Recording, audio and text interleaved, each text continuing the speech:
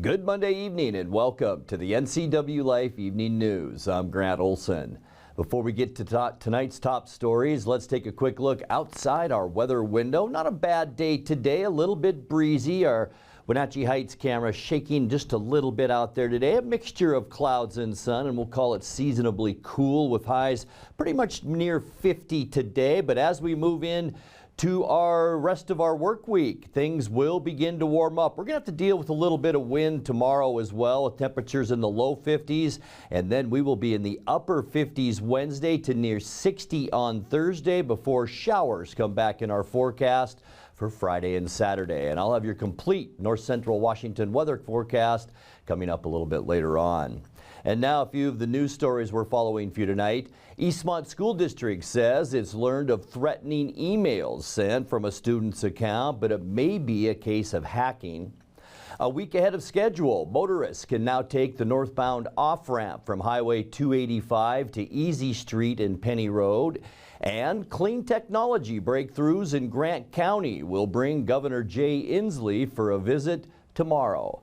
But first, our top story tonight, a deceased male body was found last week outside Plain. That body has now been identified as a 42-year-old Seattle area resident.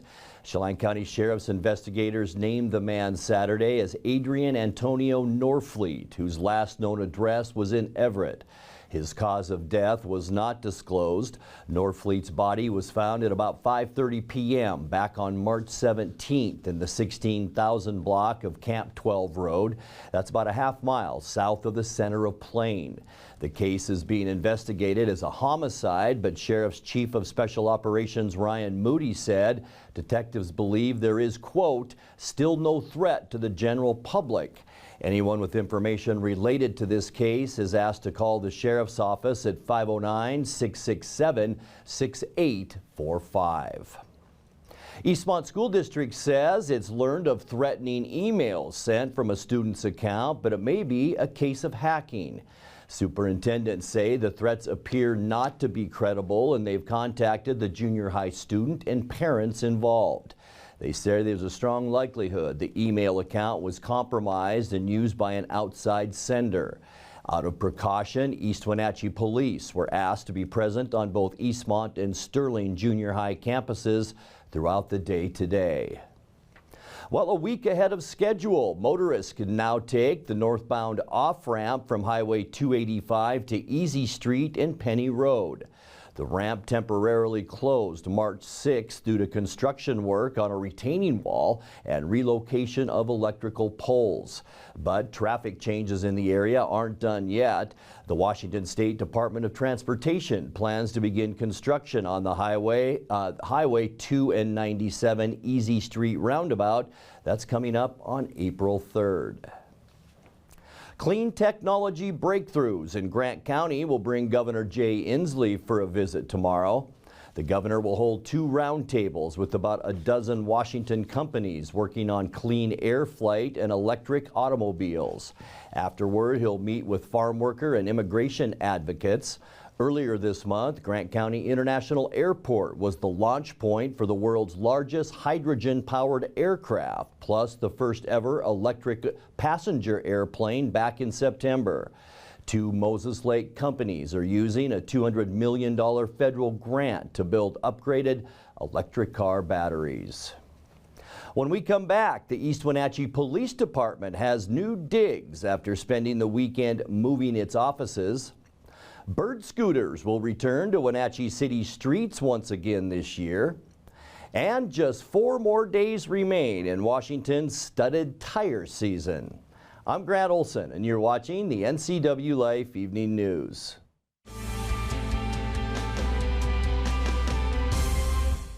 Central Washington Water is your solution for problem water. Whether you're on a well or municipal water, they can design a clean water system custom to you. Soft water eliminates water spots and scaling on fixtures. It protects appliances from hard water damage, saving you money. Soft water reduces soap usage that causes skin irritation and is a healthier choice to drink. Call for a free in-home consultation or stop by the store to have your water tested. Central Washington Water, your best water solution for home, pool, and spa.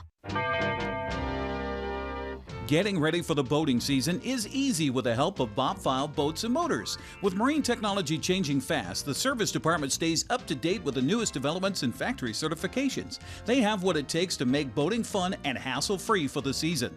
Speaking of hassle-free, now's the time to get your boat ready for summer. Remember that starter that wouldn't start or trailer lights that didn't work? Don't be left on shore. Call Bob File's service department today and get ready for summer fun. Introducing Alpine Airman. Because every home needs a superhero to eliminate poor indoor air quality, send inefficient operating equipment packing, and cut high energy bills down to size. For heating or cooling and equipment replacement, turn to the experts and the superheroes at Carrier and Alpine Air. We offer the best deals on high-efficiency Carrier products, along with friendly, knowledgeable service and incredible savings to fit your budget.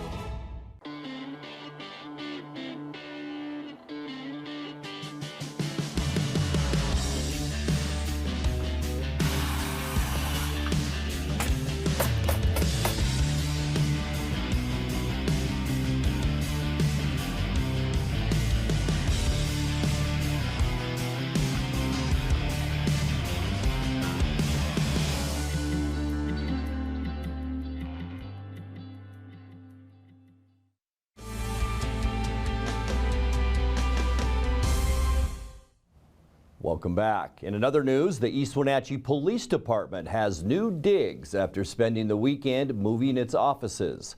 Housed at the East Wenatchee City Hall for decades, the police department now has a home at number 50 Simon Street, which the city purchased in 2021. The department will share office space with Douglas County Coroner Tanner Bateman, as well as the Columbia River Drug Task Force. Renovations were completed in mid-March, and the total cost of the building and subsequent updates was about $5 million.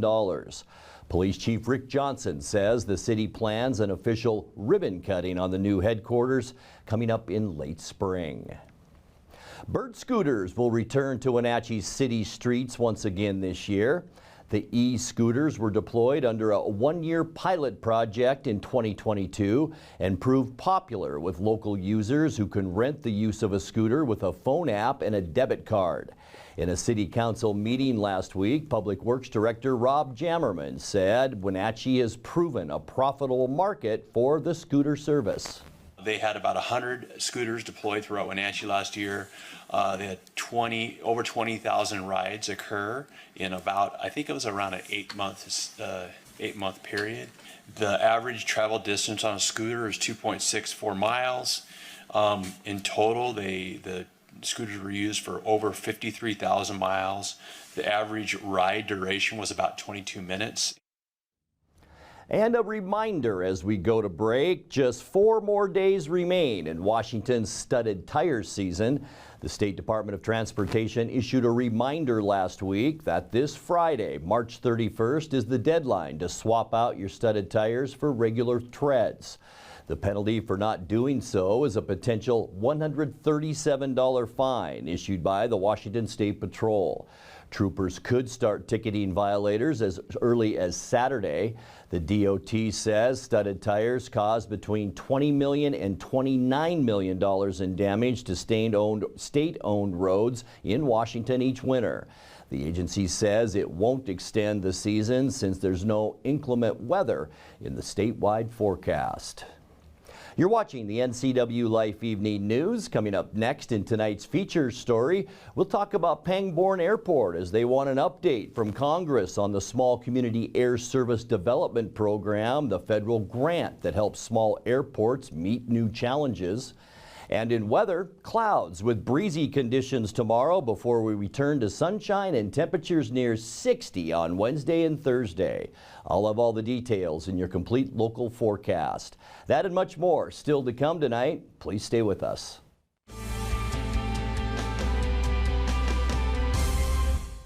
At Prestige Senior Living, we celebrate life at every age. From our cognitive and fall reduction programs to our focus on life enrichment and wellness, we help our residents maintain independence while nurturing mind, body, and spirit. Residents also enjoy a wide variety of amenities and services, including restaurant quality dining, housekeeping, a full calendar of events, and so much more. To learn more or to schedule a tour, visit us at prestigecare.com. or call the number on your screen. We can't wait to show you around.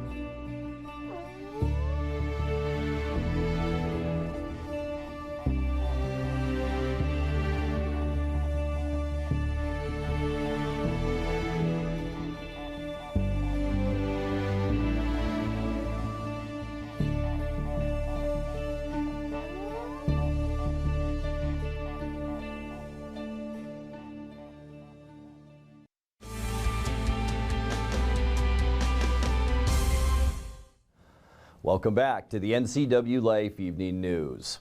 In tonight's feature story, East Wenatchee's Pangborn Memorial Airport used to serve 64,000 passengers a year as recently as 2019. But things changed after the pandemic for Pangborn and for similarly sized airports around the nation. On Thursday, airport manager Trent Moyers was among several small airport operators testifying before the U.S. Senate Transportation Committee at the invitation of its chair, Washington Senator Maria Cantwell. They were there to ask for updates to the Small Community Air Service Development Program, the federal grant that helps airports meet new challenges. The number of daily flights to our airport has gone from 4 in recent years down to 1. The post-pandemic recovery of air service continues to be challenging in Wenatchee, but we know we're not alone. Today, 76% of airports have less air service than before the pandemic. 14 U.S. airports have lost all commercial air service, and 53 airports, like ours, have lost over half of their flights. In the Wenatchee Valley, 850 people drive every day to an airport other than Pangborn because connectivity from Wenatchee is limited. A single flight per day to Seattle means only 76 people can directly access air transportation to or from Wenatchee without spending 3 hours driving. Is the issue that airlines, if you have pilot capacity and you can fly from Seattle to Hawaii, you probably make a little bit more money on that flight than Seattle to Wenatchee. And so what do we do you think? Because I don't think, so one, SCASDA focused on the market and then one focused on essential service. What's the best way for us to get at this underlying problem? I can't disagree with you about a revenue on a flight to Hawaii versus to Wenatchee. And that's the challenge. Those business decisions are being made that marginalize a small market. It's hard for me to compete for service in Wenatchee versus a service from some other destination where there's a greater yield or return on their investment. And a startup service as well to bring new service in. That airline's going to incur some costs to bring ground handling equipment, ground crew, the ticket agents, all of those expenses. They're looking to the airports. How can you help us with that startup? And so there's some questions there as far as infrastructure and equipment that I can't answer fully right now. That is the big challenge for us in competition in other markets. From a rural standpoint, I think everyone's agreed that everyone deserves accessibility. I don't think there's a question there. It's how do we get to it? The SCASD programs that are in place right now with, I think the last announcement was $15 million. Is that enough to go as far as it needs to for enough communities to benefit from it? If an applicant is going to ask now for a couple $1 million, whereas before it was 700 or 800 or 800,000, those dollars aren't going to go as far, and fewer markets will benefit.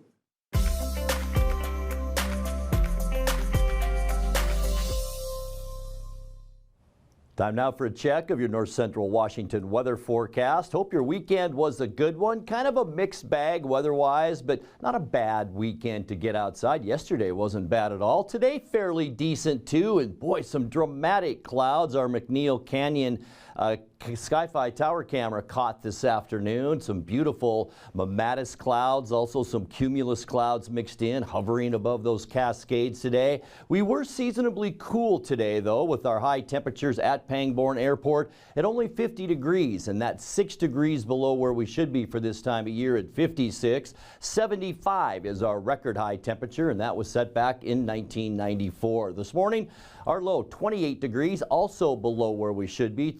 36 is our normal low right now. 24 is our record cold, and that was set in 1975. We're still at 2.21 inches of precip going back to January 1st, and that now is almost 2/10 of an inch behind where we should be for this time of year. Snowfall still at 43 inches for the season, and we're hoping it stays at 43 inches. Sunrise 6:50, and the sun sets for us this evening at 7:23. Taking a look at what we can expect getting into Tuesday, temperatures will begin to slowly warm up. Unfortunately, tomorrow we're going to have to put up with some breezy conditions. Look at that, 57 for Moses Lake tomorrow, mid-50s, Quincy and Ephrata, and then cooler temperatures from Wenatchee at 52 into Entiat and Chelan, a little bit warmer in Omak at 54, and Leavenworth and Cashmere, you will hover around that 50-degree mark. Taking a look at what we can expect tonight in our surface loop, mostly cloudy skies, area of low pressure right here, and here's another little area of low pressure. They're both throwing clouds our direction, and that combination with high pressure up in Alberta, it's going to kick up those breezy conditions, and there you have it for tomorrow all throughout north central and south central Washington as this low kicks into gear and moves onshore in northern California. Breezy with high temperatures tomorrow in the low 50s. Could even be windy in many locations tomorrow. Wednesday, gonna be nice, folks. Mostly sunny skies. There's an area of low pressure moving out. A bit of a ridge is up and over the Pacific Northwest. We are talking upper 50s for high temperatures on Wednesday and Thursday. You're gonna love it. I hope you have the chance to get outside. We will see mostly sunny skies. It is gonna feel great out there, above normal temperatures for Thursday. We're thinking high temperatures close to that 60-degree mark for Thursday afternoon, and then this flow and this little bit of a trough moves in on us on Friday. Here's the low just off the southeast corner of Washington State. That's going to bring some clouds and about a 50% chance of rain. I know that doesn't look like much, but I really think about a 50-50 chance for rain on Friday. Highs cooling back into the low and mid 50s. For Saturday, we're going to stay in the mostly cloudy side to kick off our weekend. We'll see about a 40% chance of rain, most of that in western Washington and down into Oregon, but high temperatures are going to cool off. We're going to see highs in the low 50s. For Sunday, partly cloudy skies at the end of our forecast. Maybe an isolated shower or two to end our weekend. You can still see lots of clouds throughout western and central Washington. High temperature on Sunday into those low 50s. Let's take a look at that 7-day forecast. 33 overnight tonight, mostly cloudy, breezy to even windy in many locations tomorrow. 52 the high. Here are our best 2 days of the forecast, and we might even get warmer than both of those predicted highs. 57 for Wednesday, mostly sunny Thursday, and 59. And then things get a little unsettled as we get into the end of the work week, and especially kicking off Saturday. A 40 to 50% chance for rain Friday and Saturday, cooler into the low and mid 50s, and then partly cloudy and cool as we get you into Sunday with a high temperature then of 51. And that's a look at your local weather forecast. Coming up next, tonight's sports report with Eric Granstrom and more as the NCWLIFE Evening News continues right after this.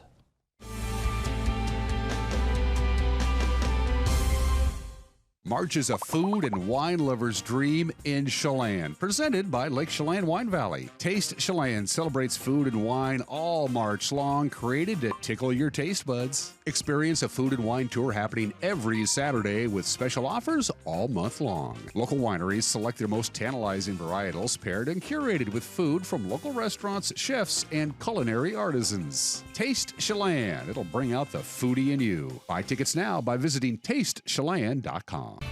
And now it's a sports update on the NCWLIFE channel.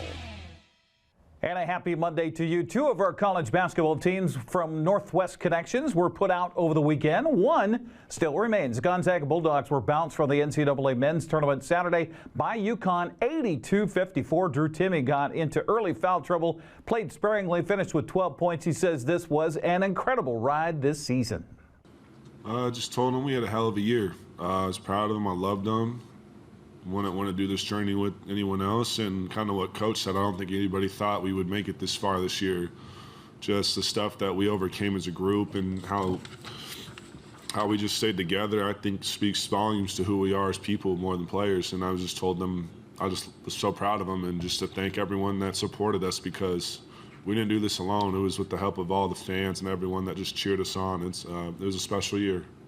Timme played his last collegiate game Saturday in a Gonzaga uniform, and Coach Mark Few says he was a pleasure to coach.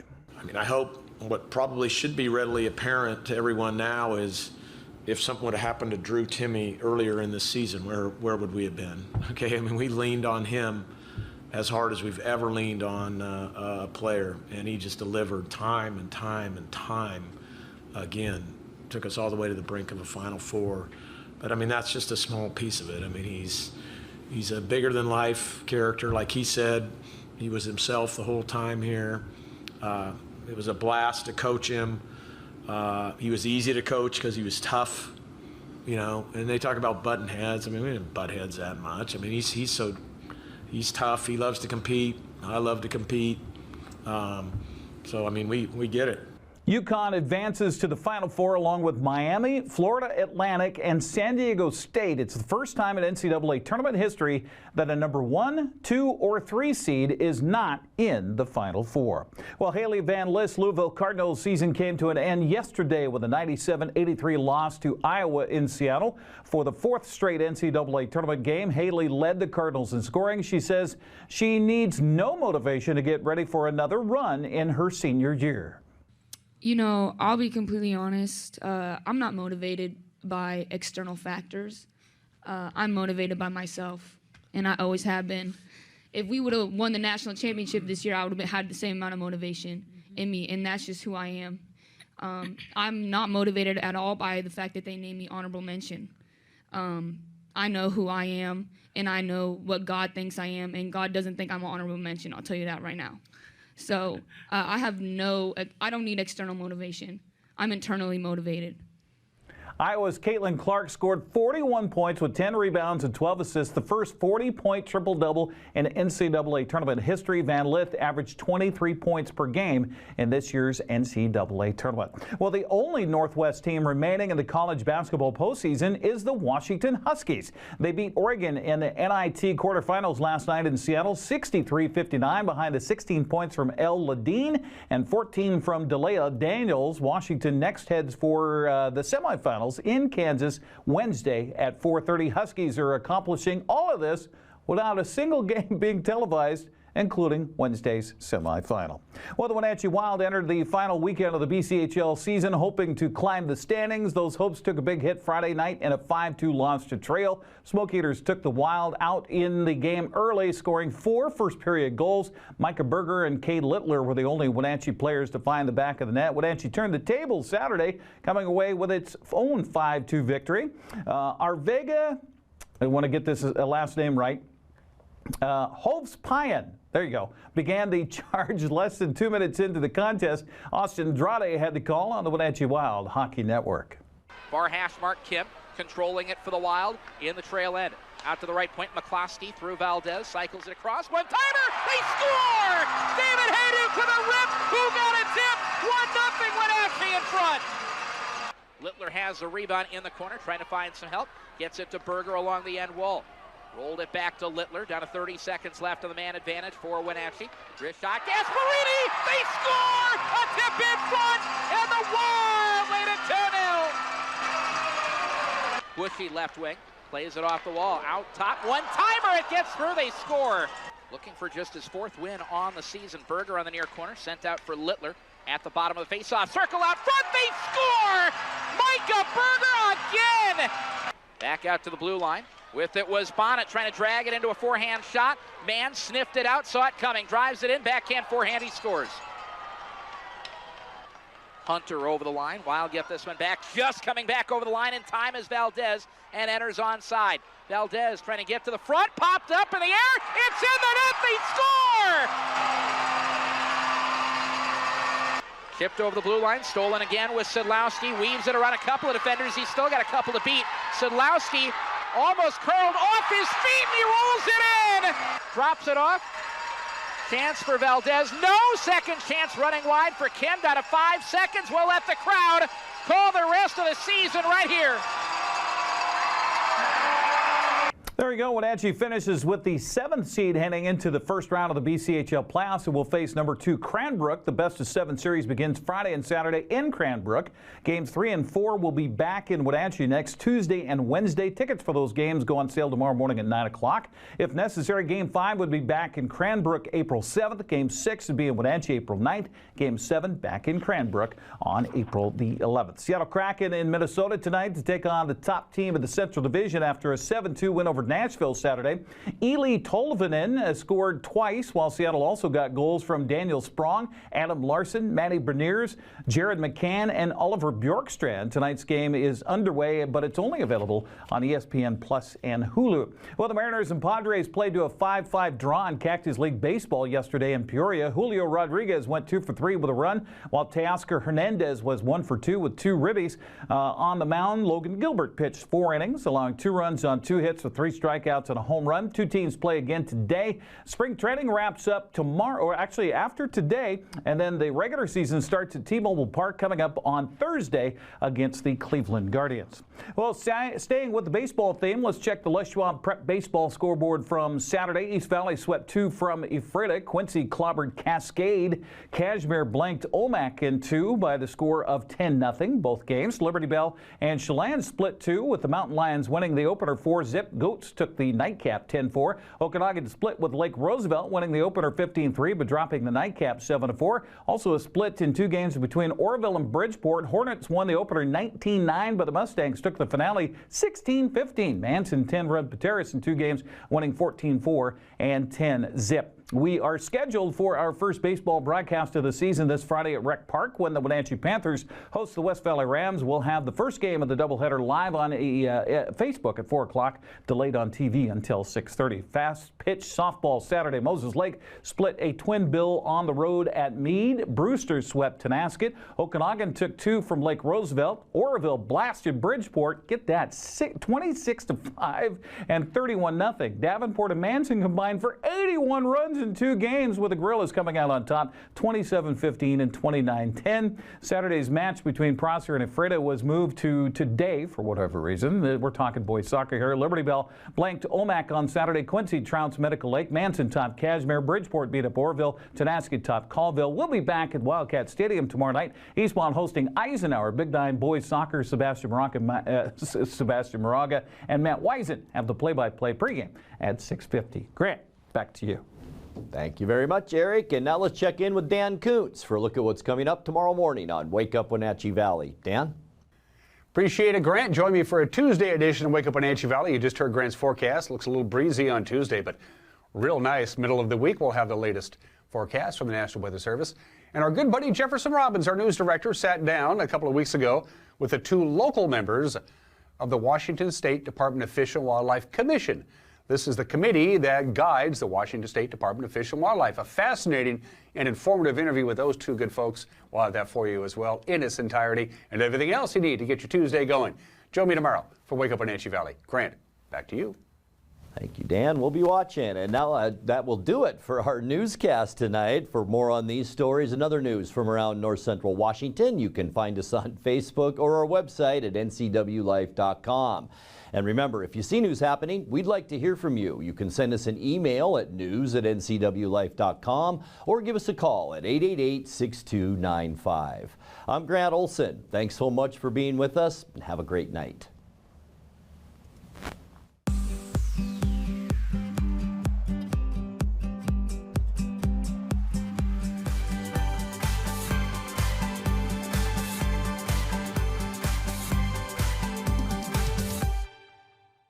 News, weather, and sports. It's all here weekdays at 5, 6, and 10 on your local news source, the NCW Life channel.